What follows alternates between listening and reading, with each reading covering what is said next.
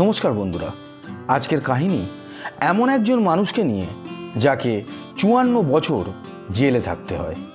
সে যে অপরাধের জন্য জেলে যায় তাতে তার ম্যাক্সিমাম সাজা হতে পারত 10 বছরের জেল। তাকে ৫৪ বছর জেলে থাকতে হয় তার কারণ সে যে জেলে বন্দি আছে সেই কথা পুলিশ, প্রশাসন, আইন, আদালত, সরকার, এমনকি তার পরিবারের লোকেরাও ভুলে যায়। অদ্ভুত শুনতে লাগলেও এটাই সত্যি যে সবার ভুলে যাওয়ার মাসুল দেয় এই নিরপরাধ মানুষটি। কিভাবে তা ঘটে সেই নিয়েই আজকের কাহিনী। ১৯২৮ সালে আসামের শিলচরে জন্মায় মাচাল লালুং। এই শিলচরের আগের নাম ছিল খালাগাঁও। এরা তিওয়া বা লালুং জনজাতির অন্তর্ভুক্ত ছিল, যারা প্রধানত পাহাড়ি এলাকাতেই বসবাস করত। কিন্তু লালুংয়ের পরিবার কাজের সন্ধানে পাহাড় থেকে এসে শিলচরে বসবাস শুরু করে। বাবা মায়ের সবচেয়ে ছোট্ট সন্তান ছিল লালুং। খুব ছোটবেলাতেই লালুং তার বাবা মাকে হারায়, তাই বাধ্য হয়েই দিদির কাছে গিয়ে থাকতে বাধ্য হয় ছোট্ট লালুং। লালুংয়ের যখন 23 বছর বয়স হয়, সালটা 1951, একদিন তার সঙ্গে একজনের মারামারি হয়।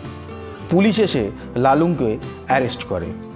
পুলিশ তার এগেনস্টে আন্ডার সেকশন 326 আইপিসি অ্যাক্টে মামলা দায়ের করে। এই ধারা অনুযায়ী একজনের ম্যাক্সিমাম 10 বছরের জেল হতে পারে। কিন্তু লালুং আত্মপক্ষ সমর্থনের সুযোগটাও পায় না, কারণ সে তার জনজাতির তিওয়া ভাষা ছাড়া অন্য কোনো ভাষা জানত না। সে আসামিজ, ইংলিশ, হিন্দি কোনো ভাষাই না বুঝতে পারত না বলতে পারত, আর এটাই তার বিরুদ্ধে যায়। অ্যারেস্ট হওয়ার পর 1 বছরেরও কম সময়ের মধ্যেই তাকে পাঠিয়ে দেওয়া হয় তেজপুরের সাইকিয়াট্রিস্ট ইনস্টিটিউশনে ট্রিটমেন্টের জন্য। আসলে পুলিশের মনে হয় যে লালুংয়ের কোনো মানসিক সমস্যা আছে। যেহেতু ভাষা সংক্রান্ত একটা সমস্যা ছিলই, সেই কারণেই পুলিশ না তার কথা বুঝতে পারত আর না সে পুলিশের কথা বুঝতে পারত। ফলে একটা মিসকমিউনিকেশন তৈরি হয় এখান থেকেই। আর এরপরেই সবাই ভুলে যায় লালুংয়ের কথা। 16 বছর ধরে সেই হাসপাতালেই থাকে। 1967-তে এক ডাক্তার তাকে চেক করে এবং সে সার্টিফাই করে যে লালুং সম্পূর্ণ সুস্থ। কিন্তু তার মুক্তি দেওয়ার বদলে হসপিটাল কর্তৃপক্ষ তাকে গুয়াহাটিতে জেলে পাঠিয়ে দেয়। আর এই জেলেই সে তার জীবনের 40 বছর কাটায়। শুনলে অবাক হবেন যে এই 54 বছরের মধ্যে তাকে একবারও কোর্টে প্রডিউস করা হয় না, তার কোনো ট্রায়ালও হয় না। শুধুই জেলের পিছনে থাকতে বাধ্য হয় লালুং। 2003-এ এসে লোকাল এক হিউম্যান রাইটস গ্রুপ লালুংয়ের কথা জানতে পারে। তারা তৎক্ষণাৎ ন্যাশনাল হিউম্যান রাইটস কমিশনকে চিঠি দেয়। এরপরেই কোর্ট নড়ে চড়ে বসে। দ্রুততার সঙ্গে তদন্ত শেষ করা হয়। 1 জুন 2005-এ লালুংকে জেল থেকে মুক্তি দেওয়া হয় এবং এই মুক্তির সময় কোর্ট সরকারকে আদেশ দেয় যে লালুংকে 3 লাখ টাকা কম্পেনসেশন এবং প্রত্যেক মাসে 1000 টাকা করে দেয়। 2005-এ কোর্ট যদিও লালুংকে মুক্তি দেয়, কিন্তু একটা প্রশ্ন আমাদের মনে থেকেই যায়।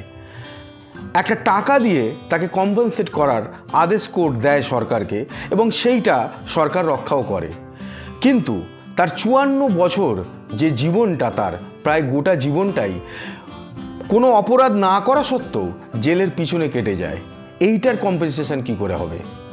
আর কম্পেনসেশন হওয়াও সম্ভব নয়, তার কারণ যারা মানুষকে বিচার দেওয়ার দায়িত্বে রয়েছে এক্ষেত্রে তারাই ভুল করে বসে। সেই কারণে কোর্টের পক্ষেও সম্ভব নয় যে সে নিজেকে দোষী সাব্যস্ত করে।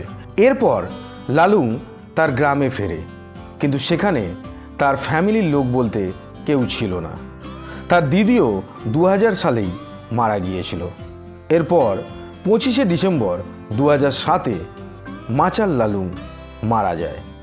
এইভাবেই একজন মানুষ কিভাবে নিয়তির দ্বারা মারা যেতে পারে তার প্রকৃষ্ট প্রমাণ কিন্তু দেয় এই মাচাল লালুংয়ের জীবন, যার জীবনের শুরু থেকেই, জন্মের পর থেকেই প্রথমে বাবা মারা যাওয়া, তারপর দিদির কাছে মানুষ, তারপরে সামান্য একটা ঝামেলার মধ্যে জড়িয়ে পড়ে তার জেলে যাওয়া এবং তার পুরো জীবনটাই জেলেতে পচতে থাকা। আর তারপরে জেল থেকে বেরিয়ে আসার পরও সে বেশি দিন কিন্তু সেই স্বাধীনতা ভোগ করতে পারে না। যদি আজকের ভিডিওটি ভালো লেগে থাকে তাহলে লাইক করবেন, সাবস্ক্রাইব করবেন, আর যদি চান সবার আগে আমার ভিডিও আপনার কাছে পৌঁছে যাক তাহলে বেল আইকন প্রেস করতে ভুলবেন না। দেখা হচ্ছে পরের ভিডিওতে নতুন কাহিনীর সঙ্গে। আজকের মতো বিদায় নিচ্ছি। ভালো থাকবেন। নমস্কার।